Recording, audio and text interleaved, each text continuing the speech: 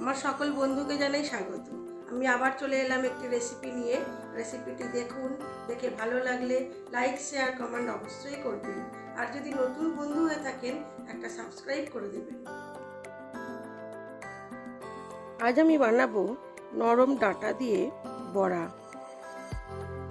একেবারে ছোট্ট ছোট্ট সরু সরু নরম নরম ডাঁটা, সজনা ডাঁটা, এগুলোকে ছোট্ট ছোট্ট করে কেটে নেবো। এর কোনো আঁশ বা ছাল উঠবে না, খুব নরম। যেগুলো একেবারেই নরম হয় সেই ডাঁটাগুলোকে ছোট্ট ছোট্ট করে কুচি করে নেব। এই নরম নরম ডাঁটাগুলোকে প্রথমে ভালো করে কেটে নেব, তারপরে এগুলো দিয়ে বানাবো বড়া। আমি আজকে মুসুর ডাল, ছোলার ডাল আর অল্প একটু গোবিন্দভোগ চাল ভিজিয়ে রেখেছি, সেগুলোকেও বেটে নেব। যদি সারা রাত ভেজানো থাকে 1-2 ঘন্টার মধ্যে কিন্তু খুবই ভালো ডাল ভিজে যায়। সেইভাবে ভেজালেও খুব ভালো হয়। আমি তো মিক্সিতে বেটেছি, সেই জন্য একটু বেসনও দিয়েছিলাম। আপনারা যদি হাতে শিলনোড়ায় বাটেন তাহলে বেসন দেওয়ার দরকার পড়বে না, একেবারে শুকনো শুকনো করে ডালগুলোকে বেটে নেবেন।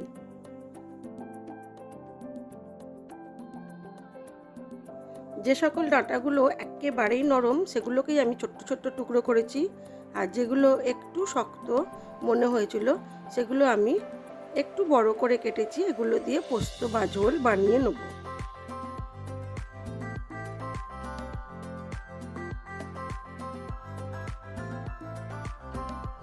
আমি আগের ভিডিওতে সজনা ফুলের বড়া, সজনা ফুলের পোস্ত সব রকমই করে ছেড়েছি। আপনারা যদি সেগুলি না দেখে থাকেন তাহলে অবশ্যই আমার চ্যানেলটি ভিজিট করতে পারেন। আর আজ বানাবো নরম নরম ছোট ছোট ডাঁটা দিয়ে বড়া।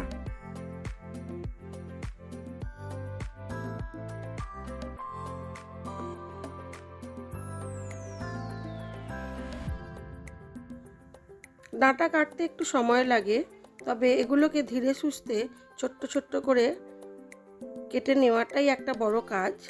তারপরে বড়া ভাজাটা অতটা সময় লাগে না।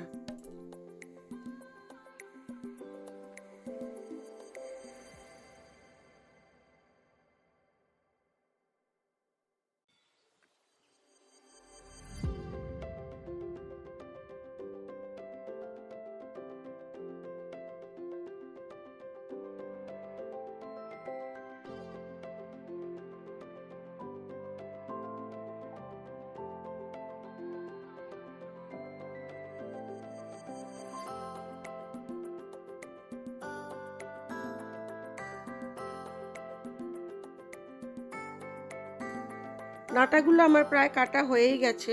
এইবারে আমি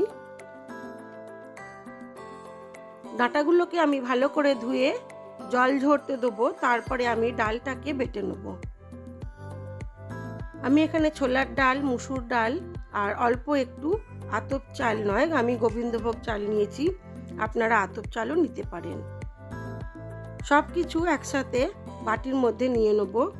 তারপরে এর মধ্যে দিয়ে দেবো হলুদ গুঁড়ো, লঙ্কার গুঁড়ো, একটু কাঁচা লঙ্কা কুচোনো, আর দেবো একটু খাবার সোডা, দেবো পেঁয়াজ কুচি। আর ওই ডাঁটাগুলিকে দিয়ে একসাথে শুকনো শুকনো করে খুব ভালো করে মেখে নেব।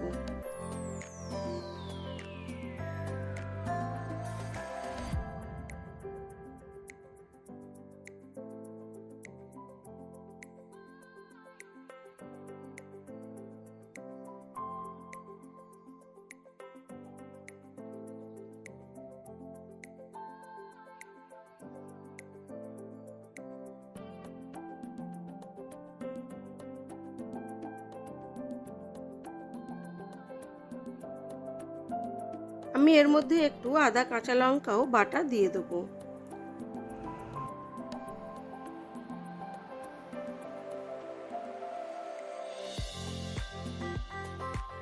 এটাকে আমি খুব ভালো করে মেখে নিয়েছি। এবারে তেলটা গরম হতে দেব।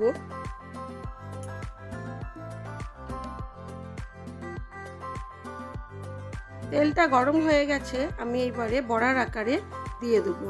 ডুবো তেলেই এটাকে ভাজবো। এগুলি এমনি খেতেও ভালো লাগে, ভাতের সাথে খেতেও ভালো লাগে।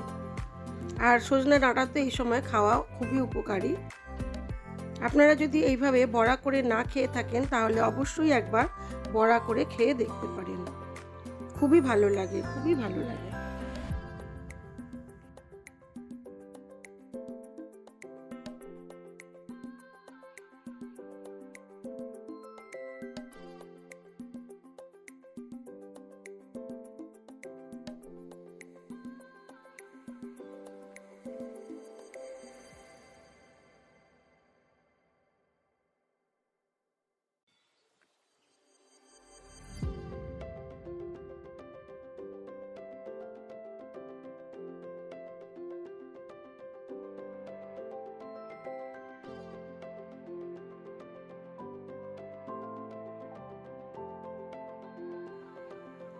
সব বড়াগুলোই আমার ভাজা হয়ে গেছে। আমি এইবারে এগুলিকে সার্ভ করে দেব। তারপরে দেখাই চলুন আমার আজকের লাঞ্চ মেনুতে কি কি ছিল। বড়াগুলো খেতে অসাধারণ হয়েছিল, একেবারে জাস্ট ফাটাফাটি, দারুণ খেতে হয়েছিল। ভাতের সাথে খেতে তো বেশ ভালোই লাগছিল। আর এগুলো এমনি এমনিও খেতে খুব সুন্দর লাগে। যখন ছোট ছোট ডাঁটাগুলো মুখের মধ্যে পড়ে দারুণ খেতে লাগছিল। একে একে আমি সব বড়াগুলোই ভেজে নেব।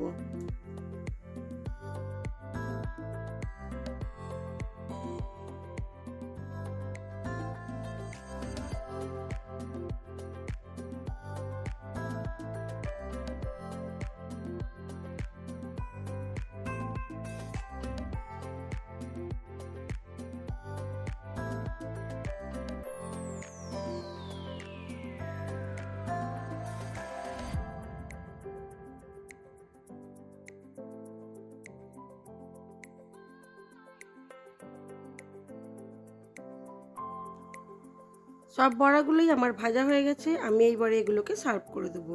এইবারে দেখাই চলুন আমার আজকের লাঞ্চ মেনুতে কি কি ছিল।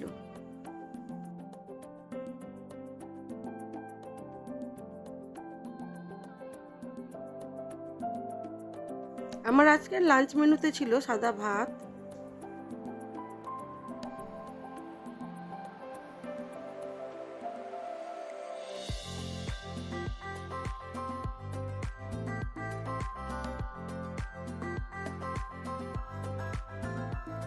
ছিল সজনে ডাঁটার বড়া, ছিল লেবু লঙ্কা, আর ছিল বাটা মাছের ঝোল, আর ছিল টমেটোর চাটনি।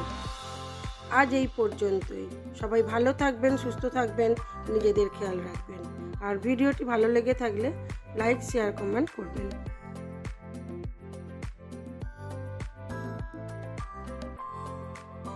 আজ এই পর্যন্তই। সবাই ভালো থাকবেন, সুস্থ থাকবেন, নিজেদের খেয়াল রাখবেন।